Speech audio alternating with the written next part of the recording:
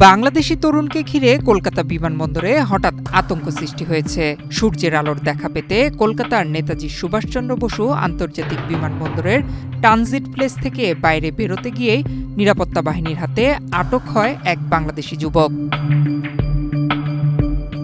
১ August শুক্রবার দুপুরে ইন্ডিগোর বিমানে সিঙ্গাপুর থেকে কলকাতায় আসেন মোহাম্মদ আশরাফুল নামে ২৫ বছর বয়সী ওই বাংলাদেশি যুবক। কলকাতা থেকে সংযোগকারী বিমানে তার ঢাকায় যাওয়ার কথা ছিল। ফলে কলকাতা বিমানবন্দরে অবতরণের ট্রানজিট প্লেসে অপেক্ষা করতে থাকেন আশরাফুল। কিন্তু সেখানেও সাংঘাতিক কাণ্ড ঘটিয়ে বসেন আশরাফুল।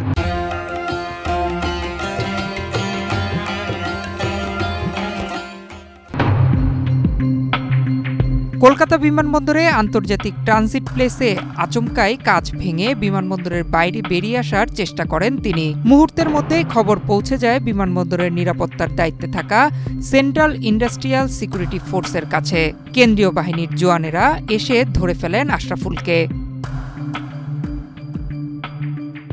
জানা গেছে বাংলাদেশের নারায়ণগঞ্জে বাড়ি আশরাফুলের। কাজের সূত্রে তিনি সিঙ্গাপুরে থাকেন। বিমানবন্দরের থানা সূত্রে জানা যায়, জিজ্ঞাসাবাদে আশরাফুল জানিয়েছেন শুধু সূর্যের আলো গায়ে লাগানোর জন্য বাইরে যেতে চেয়েছিলেন। এক্ষেত্রে তিনি ধর্মীয় নির্দেশনার কথা উল্লেখ করেন।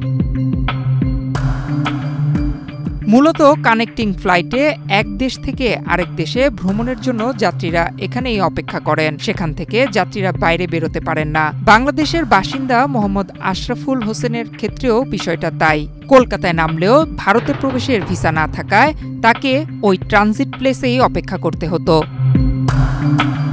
নয়ন বিশ্বাস, বাংলাদেশ প্রতিদিন।